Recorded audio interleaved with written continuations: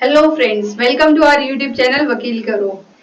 आज शुरुआत करते हैं एक नए टॉपिक के साथ में और समझते हैं कि यदि कोई पति अपनी पत्नी को मेंटेनेंस देने के लिए मना कर देता है या फिर उस पत्नी को जो है मेंटेनेंस नहीं देता है तो उस सिचुएशन में क्या कोर्ट उसे जेल भेज सकती है। क्या उस पति को जेल हो सकती है तो कितने महीने की जो है उसे जेल दी जा सकती है।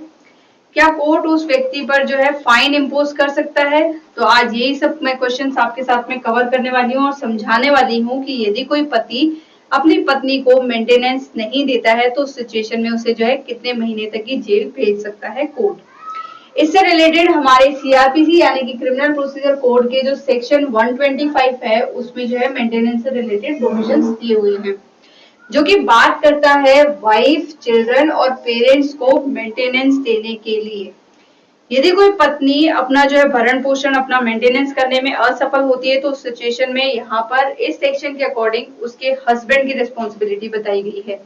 इसी प्रकार से यदि कोई बच्चा अपना भरण पोषण अपना मेंटेनेंस करने में असफल होता है तो यहाँ पर उसके फादर की रिस्पॉन्सिबिलिटी बताई गई है। इसी प्रकार से यदि कोई माँ बाप अपना भरण पोषण अपना मेंटेनेंस करने में असफल होते हैं तो इसी सेक्शन के अकॉर्डिंग यहाँ पर उसके बेटे की जो है रिस्पॉन्सिबिलिटी बताई गई है। मैंने एक वीडियो बनाया है जो कि रिलेटेड है कि यदि कोई लिव इन रिलेशनशिप में रह रहे कपल से कोई संतान कोई बच्चा पैदा होता है तो उस सिचुएशन में उस बच्चे की रिस्पॉन्सिबिलिटी किसकी होती है, उस बच्चे का जो है मेंटेनेंस किसके पास में होता है। यदि वो वीडियो आपने अब तक जाकर के नहीं देखा है तो प्लीज जाकर के वो वीडियो देखिए और उससे आपको ये समझ में आएगा कि यदि कोई लिव इन रिलेशनशिप में रह रहे कपल से बच्चा पैदा होता है तो उस सिचुएशन में वहां पर किसकी रिस्पॉन्सिबिलिटी बताई गई है।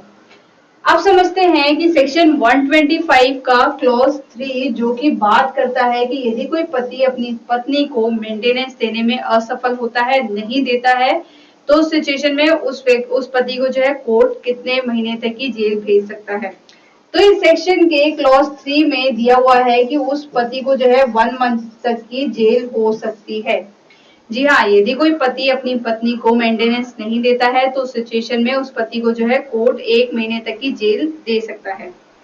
ये जो सेक्शन 125 है हमारे सीआरपीसी का, ये वारंट केस है, यानी कि यदि कोई जब पति अपनी पत्नी को मेंटेनेंस नहीं देता है तो यहाँ पर कोर्ट जो है डायरेक्टली वारंट इशू करता है उस पति के खिलाफ। अब होता ये है कि वो वारंट लेकर के पुलिस उस व्यक्ति के घर पर जाती है और उस व्यक्ति को जो है मजिस्ट्रेट के सामने पेश किया जाता है। अब यदि वो पति मजिस्ट्रेट के सामने उस पत्नी को उस जो अमाउंट ड्यू रह जाता है जिस भी महीने का, तो वो अमाउंट यदि वो दे देता है तो उस सिचुएशन में उस पति को जेल नहीं होती है। लेकिन यदि यहाँ पर वो मना कर देता है कि मैं अपनी पत्नी को वो अमाउंट नहीं दूंगा या नहीं फ्यूचर में देने का ऐसा इंटेंशन रहता है तो उस सिचुएशन में इसी सेक्शन 125 सीआरपीसी के क्लॉज 3 में दिया हुआ है कि उस पति को जो है वो 1 महीने तक की सजा दी जा सकती है। यहाँ पर एक बात ये समझने वाली है कि यदि कोई पति अपनी पत्नी को पिछले 6 महीने से या पिछले 3-4 महीनों से जो मेंटेनेंस नहीं दे रहा है तो उस सिचुएशन में उसे कितनी पनिशमेंट दी जाएगी। तो इस सेक्शन में यही दिया हुआ है कि उस पति को 1 महीने तक की ही पनिशमेंट दी जा सकती है इसी सेक्शन के अकॉर्डिंग। यहाँ पर ये नहीं होगा कि यदि कोई 6 महीने से यहाँ पर मेंटेनेंस ड्यू है, साल भर से मेंटेनेंस ड्यू है तो उसको जो है 6 महीने की पनिशमेंट दी जाएगी या फिर साल भर की पनिशमेंट दी जाएगी, ऐसा नहीं है। इस सेक्शन 125 के क्लॉज 3 में सिर्फ और सिर्फ यही बात कही गई है कि जितने भी मंथ का अमाउंट मेंटेनेंस ड्यू होता है तो उस सिचुएशन में उस व्यक्ति को 1 महीने तक की पनिशमेंट दी जा सकती है।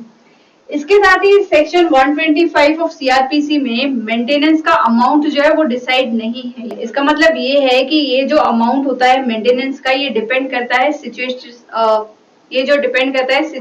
टू सिचुएशन और जो केस टू केस डिपेंड करता है कि उस पत्नी को जो है कितना अमाउंट मेंटेनेंस का बांधा जाए, कितना अमाउंट जो है मेंटेनेंस का दिया जाए। अब इस सेक्शन 125 के अंतर्गत जो है पेनाल्टी से रिलेटेड कुछ भी प्रोविजन नहीं दिए हुए हैं कि यदि कोई पति अपनी पत्नी को मेंटेनेंस नहीं देता है तो उसे जो है इतना फाइन देना पड़ेगा, ऐसा कुछ नहीं है। यहाँ पर सीधा सीधा जेल का प्रोविजन किया गया है, 1 महीने तक की जेल हो सकती है उस पति को।